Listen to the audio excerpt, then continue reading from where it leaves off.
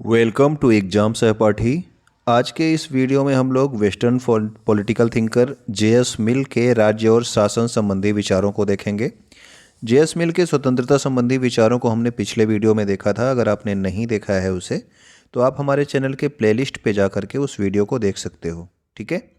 इसके अलावा और भी वेस्टर्न पॉलिटिकल थिंकर्स को वहाँ पे कराया गया है जिनके बारे में आप वहाँ पे पढ़ सकते हो। आइए स्टार्ट करते हैं और देखते हैं इनकी राज्य संबंधी धारणा को। ठीक है। तो जे.एस. मिल ने अपने दर्शन में जो समाज शब्द का प्रयोग किया है ये आपके किसके अर्थ में किया है? राज्य के अर्थ में किया है। यानी कि जो भी इनकी समाज संबंधी धारणा है यही राज्य संबंधी धारणा होगी, क्योंकि राज्य के लिए इन्होंने कौन से शब्द का प्रयोग किया है भाई? समाज शब्द का प्रयोग किया है। तो ये भी आपके एग्जाम में पूछा जाता है। ठीक है, कि राज्य के अर्थ में समाज शब्द का प्रयोग किसने किया है? तो जे.एस. मिल ने किया है। मिल की जो राज्य संबंधी धारणा का सबसे महत्वपूर्ण तत्व है वो ये है कि ये राज्य को स्वार्थ की अपेक्षा मानव इच्छा का परिणाम अधिक समझता है। ठीक है, ये ऐसा नहीं है कि लोगों ने अपने स्वार्थ के लिए राज्य का निर्माण किया, नहीं, ये जो है मनुष्य की अच्छी इच्छा थी जिसकी वजह से ये चाहते थे कि एक अच्छे राज्य का निर्माण हो। ठीक है ना, तो मनुष्य की इच्छा का परिणाम है ये। ठीक, अपने स्वार्थ के लिए उन्होंने समाज का निर्माण नहीं किया है। जे.एस. मिल के लिए इच्छा शक्ति राज्य सहित सभी संस्थाओं का आधार है। यानी कि जो भी संस्थाएं स्थापित हुई हैं, जैसे राज्य भी एक संस्था है, वो भी स्थापित हुई है, तो वो किस आधार पर स्थापित हुई भाई? इच्छा शक्ति के आधार पर स्थापित हुई है। क्योंकि जो ये इच्छा शक्ति है न केवल संख्या पर निर्भर है, यानी कि क्या है कि ज़्यादा से ज़्यादा लोग जो चीज़ चाहेंगे वही चीज़ होगी, बल्कि इसका एक गुणवत्तापरक आधार है। गुणवत्तापरक आधार का क्या मतलब है कि जो आपका संख्या है, यानी कि जैसे बहुसंख्यक ढेर सारे लोग हैं, ठीक है ना, वो क्या करेंगे कि वो जो है अपने स्वार्थ के बारे में भी सोच सकते हैं, लेकिन उन्होंने ऐसा ना सोच करके क्या किया है कि पूरे समाज की जिसमें भलाई हो, ठीक है ना, पूरे समाज की जिसमें भलाई हो, ऐसी इच्छा उन्होंने व्यक्त की है राज्य के निर्माण के लिए। ठीक है, इसीलिए कह रहा है कि इच्छा शक्ति जो है ये न केवल संख्या पर निर्भर है, यानी कि ज़्यादा लोगों ने तो अपना जो है योगदान दिया ही भाई कि हाँ राज्य का निर्माण होना चाहिए, लेकिन जो है उनके अंदर एक गुणवत्तापरक आधार भी है कि इस तरह के राज्य का निर्माण होना चाहिए जिसमें जो है सबकी भलाई जो है सुनिश्चित हो सके।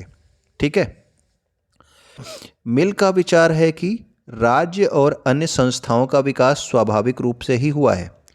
ठीक है, यानी कि कुछ लोगों ने आकर के उसको निर्मित नहीं कर दिया है, ये क्या हुआ है? धीरे धीरे स्वाभाविक रूप से हुआ है, लेकिन इसके विकास में जो मानवीय प्रयत्न है इसका निश्चित रूप से योगदान है, यानी कि मनुष्यों ने भी इसमें अपना योगदान दिया है।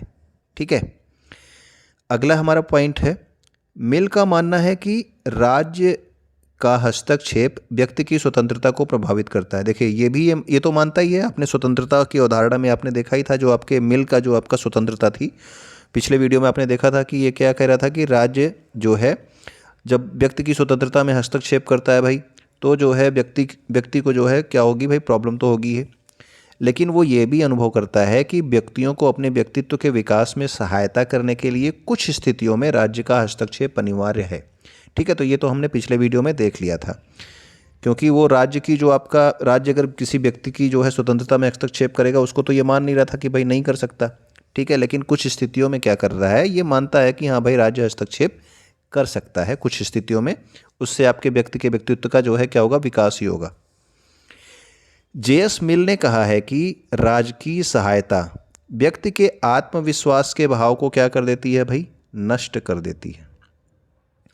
यानी कि जो सरकार की तरफ से, राज्य की तरफ से सहायता अगर किसी व्यक्ति को दी जा रही है तो उसके आत्मविश्वास का भाव को वो नष्ट कर देगी, यह उसके उत्तरदायित्व को दुर्बल बनाएगी। यानी कि जैसे उसका उत्तरदायित्व है कुछ काम करने का, अगर राज्य उसकी वो चीज़ करने में सहायता कर रहा है तो वो अपना उत्तरदायित्व जो है क्या होगा? वो कम हो जाएगा, उसका कमज़ोर हो जाएगा उत्तरदायित्व, वो समझ नहीं पाएगा, नहीं वो नहीं करना चाहेगा कोई चीज़, और उसके चरित्र के विचार को भी क्या कर देगी? कुंठित कर देगी। ठीक है, जैसे कि सरकार किसी चीज़ में लोगों को सहायता दे रही है, जैसे कि अनाज बांटा जा रहा है, तो इससे क्या होगा? उनके उत्तरदायित्व की भावना कमज़ोर होगी, उनके आत्मविश्वास का भाव नष्ट होगा। ये सब चीज़ ये कह रहा है। राज्य द्वारा निःशुल्क या बहुत ही कम शुल्क पर, जिसे निर्धन व्यक्ति भी वहन कर सके, शिक्षा प्रदान करने की व्यवस्था की जा सके। ठीक है, राजकीय सहायता के तो खिलाफ है, लेकिन शिक्षा के लिए कह रहा है कि राज्य को निःशुल्क या फिर बहुत ही कम शुल्क लेकर के क्या करनी चाहिए, शिक्षा की व्यवस्था तो अवश्य ही कर देनी चाहिए गरीबों के लिए। ठीक है, अब ये जो दृष्टिकोण है मिल का, ये व्यक्ति की स्वतंत्रता और राज्य के बीच में संतुलन स्थापित करने वाली एक अवस्था बनाता है। ठीक है, तो शिक्षा के लिए आप जो बात कह रहा है उसको तो आप ध्यान रखना, ये आपसे पूछा भी गया है। ठीक, आगे देखते हैं हम लोग। सर्वश्रेष्ठ शासन प्रणाली, यानी कि इसके अनुसार जो है सर्वश्रेष्ठ शासन प्रणाली क्या है। मिल किस चीज़ को, किसको सर्वश्रेष्ठ शासन प्रणाली कह रहा है?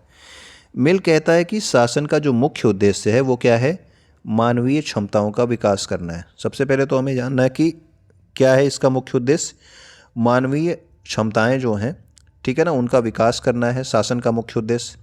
उसके अनुसार आदर्श सरकार वह है जिसमें संप्रभुता या अंतिम नियंत्रण की शक्ति समुदाय के पूरे समूह में हो। ठीक है, यानी कि आदर्श सरकार वह है जिसमें आपका अंतिम नियंत्रण किसके पास होगा, समुदाय के पूरे समूह में हो, और प्रत्येक व्यक्ति द्वारा न केवल संप्रभु इच्छा को व्यक्त करने, संप्रभु इच्छा को व्यक्त करने का मतलब उसके पास मतदान करने का तो अधिकार होना चाहिए। ठीक है ना, किसको चुनना है, ठीक है, संप्रभु किसको बनाना है उसको चुनने का अधिकार होना चाहिए। इसके अलावा सार्वजनिक कार्यों के संपादन में भी उसे सक्रिय रूप से भाग लेना चाहिए। ठीक है, ये यानी कि प्रत्येक व्यक्ति को न केवल मतदान बल्कि सार्वजनिक कार्यों में भी भाग लेना चाहिए। यानी कि मतदान तो उसे करना ही है, ठीक है, अपने संप्रभु को चुनने के लिए मतदान तो करना ही है, इसके साथ साथ जो सार्वजनिक कार्य है उसमें भी उसको भाग लेना चाहिए। अब देखो ये मिल किसको जो है बता रहा है कि सर्वश्रेष्ठ शासन प्रणाली क्या है। तो मिल के अनुसार जो आपका प्रजातंत्र है, ठीक है ना, लोकतंत्र जो होता है, डेमोक्रेसी, वही क्या है, सर्वश्रेष्ठ शासन व्यवस्था है। ठीक है, ये प्रजातंत्र को सर्वश्रेष्ठ शासन प्रणाली मानता है, क्योंकि क्या होता है कि प्रजातंत्र में ही प्रत्येक व्यक्ति को अपने हित सुरक्षित करने का अवसर मिलता है। इसीलिए जो है ये प्रजातंत्र को सर्वश्रेष्ठ शासन प्रणाली मान रहा है।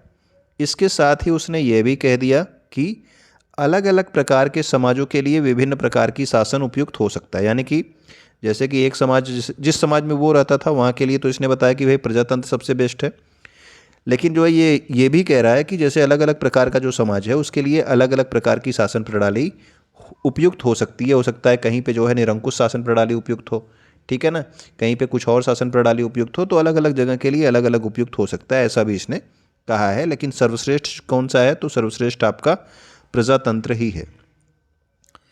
अतः मिल के अनुसार लोकतंत्र का उद्देश्य केवल सरकार चुनना नहीं है, बल्कि नागरिकों का सामाजिक और राजनीतिक विकास करना भी है।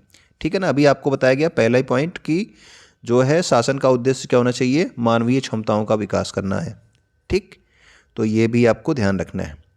अब देखो इसने प्रतिनिध्यात्मक शासन प्रणाली के बारे में भी बताया है, यानी कि रिप्रेजेंटेटिव गवर्नमेंट के बारे में भी बात करी है, और इसके बारे में इसके क्या विचार हैं आइए देखते हैं कि मिल ने जो है जो आपका शासन है किस तरह से शासन होना चाहिए। तो मिल की दृष्टि में सर्वोत्तम शासन अप्रत्यक्ष प्रजातंत्र, देखिए प्रजातंत्र को तो ये कह रहा है कि भाई सर्वश्रेष्ठ है, और प्रजातंत्र में भी कौन सा, अप्रत्यक्ष प्रजातंत्र, यानी कि अप्रत्यक्ष प्रजातंत्र का मतलब है प्रतिनिध्यात्मक शासन। ठीक है, प्रतिनिध्यात्मक शासन में क्या होता है, प्रतिनिध्यात्मक शासन वह है जिसमें राज्य के सभी या बहुसंख्यक नागरिक जो हैं वो समय समय पर अपने प्रतिनिधियों को चुनकर उनके द्वारा अपने नियंत्रण की शक्ति का प्रयोग करते हैं। यानी कि जैसे कि भारत में भी होता है, हम लोग क्या करते हैं समय समय पर, यानी कि हर 5 साल में क्या करते हैं, अपने जो है क्षेत्र में कहीं आपके राज्य की सरकार बनानी हो तो विधायक चुनते हैं, केंद्र की सरकार बनानी हो तो हम सांसद चुनते हैं। ठीक है ना, जो हमारी ओर से जा करके ये हम लोग क्या चुनते हैं, हम लोग एक प्रतिनिधि चुनते हैं, ये हैं हमारे प्रतिनिधि। ठीक है, ये हमारे प्रतिनिधि हैं, और ये हमारी ओर से जा करके हमारे लिए कानून बनाएंगे, ये सब चीज़ें ये बनाएंगे। ठीक है, इसी को प्रतिनिध्यात्मक शासन कहते हैं। ठीक, प्रतिनिध्यात्मक शासन के विषय में मिल ने कुछ सुझाव दिए हैं जो कि इस प्रकार हैं। देखिए इसने जो है प्रतिनिध्यात्मक शासन के बारे में क्या क्या कहा है। इन्होंने कहा कि प्रजातंत्र और दक्षता का समन्वय होना चाहिए। मतलब भाई मिल के अनुसार विधि निर्माण का कार्य विधानसभा का न होकर के दक्ष और अनुभवी व्यक्तियों की एक छोटी संस्था का होना चाहिए। इसका क्या मतलब है देखते हैं। इसका अर्थ है कि जो आपका कानून का निर्माण है वो जो है विधानसभा न करे, यानी कि जिन लोगों को हमने चुन करके भेजा है वो हमारे लिए कानून न बनाए, बल्कि जो है कानून बनाने का काम कुछ स्किल्ड और जो है अनुभवी व्यक्ति करे। जैसे कि कोई बहुत जो है अनुभवी वकील हो या फिर अनुभवी जज हो, जिसको उस क्षेत्र के बारे में नॉलेज हो, ठीक है ना, वो जो है कानून बनाने का काम करे। ऐसा जो है इनका कहना है कि ऐसी एक संस्थाएं बनाई जाए जो कानून बनाने का काम अलग से करे। हमारे द्वारा चुने हुए लोग जो विधानसभा में गए हैं वो हमारे लिए कानून न बनाएं। उनका काम क्या है?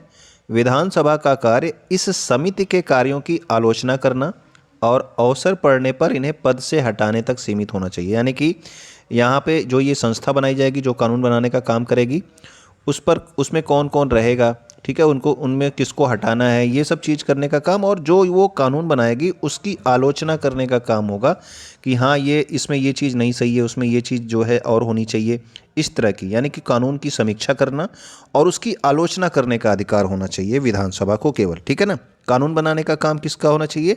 कुछ अनुभवी व्यक्ति और कुछ आपके स्किल्ड लोगों का, कुछ जो दक्ष लोग हैं उस क्षेत्र के, उनका ही होना चाहिए।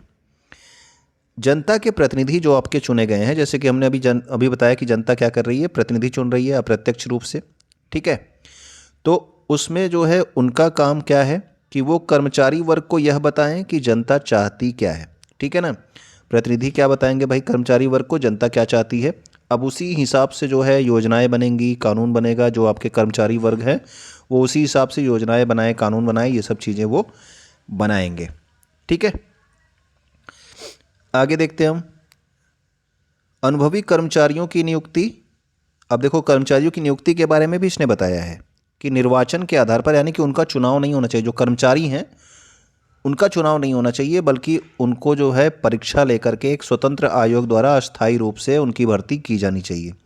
यानी कि उनकी नियुक्ति के लिए क्या होना चाहिए? एक आयोग होना चाहिए जो उनकी कंपटीशन एग्ज़ाम ले, ठीक है। उसके बाद वो चुन कर आने चाहिए जो कर्मचारी हैं। जैसे कि अभी वर्तमान में आपके IAS OAS चुन के जाते हैं, ठीक है, और भी क्षेत्रों में जो कर्मचारी चुने जाते हैं सबका अब कंपटीशन एग्ज़ाम ही होता है, ओके। तो किसके बारे में भी उसने अपने समय में बताया था, 1806 में पैदा हुआ था, तो उस समय की स्थिति को ये बता रहा है। अल्पसंख्यकों के हितों की रक्षा, अब इसके बारे में भी इसने बताया है। अल्पसंख्यकों के हितों की रक्षा के लिए 2 उपाय इसने बताए हैं। पहला, विधानसभा में स्वतंत्र रूप से निर्वाचित निर्दलीय अल्पसंख्यक होना चाहिए, यानी कि वो किसी पार्टी का जो है नहीं होना चाहिए। पहली बात ये बता रहे हैं कि किसी पार्टी का वो नहीं होना चाहिए। एक अल्पसंख्यक सदस्य जो है निर्वाचित होना चाहिए आपके विधानसभा में, ठीक है। ऐसा क्यों किया जाएगा? ताकि वो जो अल्पसंख्यकों की समस्याएं हैं उन सबको जो है विधानसभा में रख सके, ठीक है। और किसी एक पार्टी का नहीं होगा तो वो क्या करेगा, अपने समुदाय के लोगों की भलाई के लिए जो चीज़ अच्छी होगी वो चीज़ करेगा, ठीक है ना। यानी कि पार्टी, अगर किसी पार्टी का होगा तो उसके हित की बात करेगा, लेकिन वो किसी पार्टी का निर्दलीय होगा तो क्या करेगा, अपने अल्पसंख्यक समुदाय के बारे में ही केवल बात करेगा, ठीक है। उनके हितों को वो जो है प्राथमिकता देगा। तो पहला तो ये बताया अल्पसंख्यक जो है हितों की रक्षा के लिए। दूसरा बताया इन्होंने आनुपातिक प्रतिनिधित्व प्रणाली या फिर हेयर प्रणाली। हेयर प्रणाली क्या होता है? इसमें जो मतदाता होता है, यानी कि वो जो वोट करने जाता है, वो उम्मीदवारों को प्राथमिकता के आधार पर क्रमांकित करते हैं। यानी कि जो है कई सारे उम्मीदवार खड़े रहेंगे तो ऐसा नहीं है कि वो केवल एक लोग को वोट देगा। वो जो है प्राथमिकता, मतलब कि प्रेफरेंस चुनेगा कि पहले नंबर पे मैं इसको वोट देता हूँ, दूसरे नंबर पे इसको वोट देता हूँ, ठीक है ना। मेरा पहले पसंद ये उम्मीदवार है, दूसरा पसंद ये उम्मीदवार है। तो इस तरह से ये प्राथमिकता के आधार पर जो है क्या करेंगे, मत करेंगे, वोट करेंगे, ठीक है। तो ये चीज़ें इसमें ये शामिल करता है। अगला देखिए, मताधिकार के लिए आवश्यक योग्यताएं क्या है। यानी कि ये कह रहा है कि चुनाव में वोट देने के लिए भी आपके पास योग्यताएं होनी चाहिए। अब पहली बात तो ये जान लो कि जो आपके JS मिल थे ये स्त्रियों को मताधिकार प्रदान करने के पक्ष में है। पूछा गया है क्वेश्चन, आपको याद रहना चाहिए, ठीक है, कि JS मिल जो है स्त्रियों की जो मत के अधिकार की बात करता है, ठीक है। लेकिन मिल जो है ये सार्वजनिक वयस्क मताधिकार का विरोधी था। ये इंपॉर्टेंट पॉइंट है। ये क्या कह रहा है भाई कि सभी नागरिकों को मत का अधिकार नहीं मिलना चाहिए, ठीक है। सार्वजनिक वयस्क मताधिकार का विरोधी का मतलब क्या है कि सभी नागरिकों को मताधिकार नहीं मिलना चाहिए, वोट करने का सभी को अधिकार नहीं मिलना चाहिए। उसके अनुसार मतदाताओं की कुछ योग्यताएं होनी चाहिए। अब देखो ये बता रहा है कि ये योग्यताएं होगी तभी जो है उनको वोट का अधिकार मिलना चाहिए। जैसे कि सबसे पहले ये बता रहा है कि जो व्यक्ति साधारण रूप से पढ़ने लिखने और गणित के प्रश्न हल करने की योग्यता नहीं रखते हैं उन्हें मताधिकार नहीं दिया जा सकता। सीधा सीधा क्या बोल रहा है कि जो व्यक्ति अनपढ़ हैं, जो अनपढ़ लोग हैं, उनको मताधिकार से वंचित रखा जाना चाहिए। यानी कि उनको मताधिकार, अनपढ़ लोगों को मताधिकार नहीं दिया जाना चाहिए। जो लोग पढ़ लिख सकते हैं, कुछ मैथ के क्वेश्चन हल कर सकते हैं, ठीक है ना, वही उन्हीं को मताधिकार दिया जाना चाहिए। इसके अलावा ये बता रहा है भाई कि शैक्षिक योग्यता के साथ मिल मतदाताओं को संपत्ति विशेष योग्यता पर भी बल देता है। ठीक है, यानी कि ये क्या कह रहा है कि जो हमारे संपत्ति धारक हैं, जिनके पास ढेर सारी संपत्ति है, उनको मताधिकार देना उचित होगा। ठीक है, क्योंकि जो आपके संपत्तिहीन व्यक्ति हैं उनकी तुलना में ये क्या करेंगे, अधिक उत्तरदायित्वपूर्ण ढंग से आचरण करते हैं। यानी कि जो हमारे जिनके पास पैसे हैं, जिनके पास संपत्ति है, वे अधिक जिम्मेदारी से निर्णय लेंगे सिवाय उनके जिनके पास संपत्ति नहीं है। ठीक है, तो ये तो कह रहा है कि अनपढ़ों को भाई मत का अधिकार मत दो, पहली बात। और दूसरी बात, जिनके पास जो है पैसा है, ठीक है ना, जिनके पास संपत्ति है, उनको जो है मत का अधिकार दिया जाए। ठीक, क्योंकि वो ज़्यादा जिम्मेदारी से जो है निर्णय ले पाएंगे। तो ये दो चीज़ें इसने कही है। फिलहाल ये औरतों के जो है मतदान के खिलाफ नहीं है और कह रहा है कि स्त्रियों को भी मत का अधिकार होना चाहिए। इसके अलावा ये बात करता है बहुल या फिर गुणात्मक मतदान की। अब देखो, इसका ये मानना है कि जो हमारे कम शिक्षित लोग हैं, जो मूर्ख व्यक्ति हैं, वो देश के सार्वजनिक जीवन पर हावी ना हो जाएं, इसके लिए मिल जो है उच्च शिक्षा प्राप्त व्यक्तियों को एक से अधिक मत देने की बात का प्रतिपादन करता है।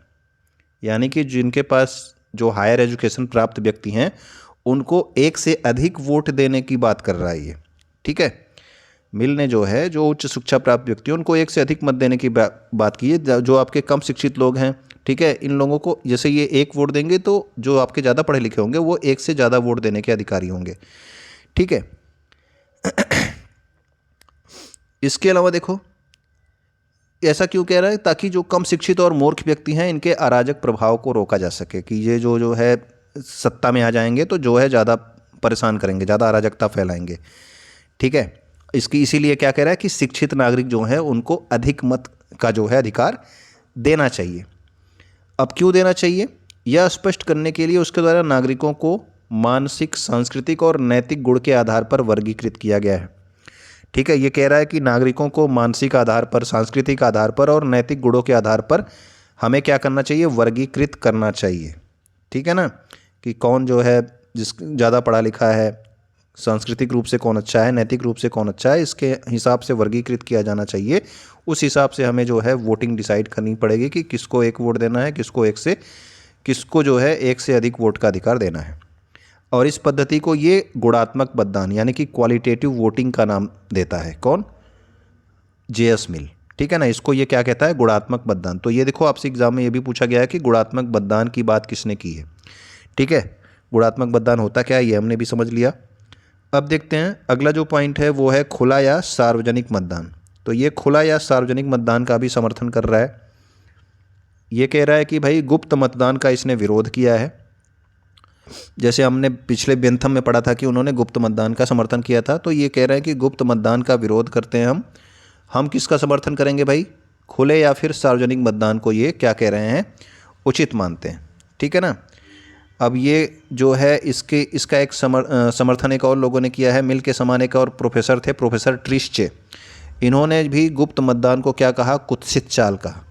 ठीक है, यानी कि ये भी किसका समर्थन कर रहे हैं, ये भी खुले मतदान का, सार्वजनिक मतदान का समर्थन कर रहे हैं कि आप किसको वोट दे रहे हो ये सबको पता होना चाहिए भाई कि आपने किसको वोट करा है।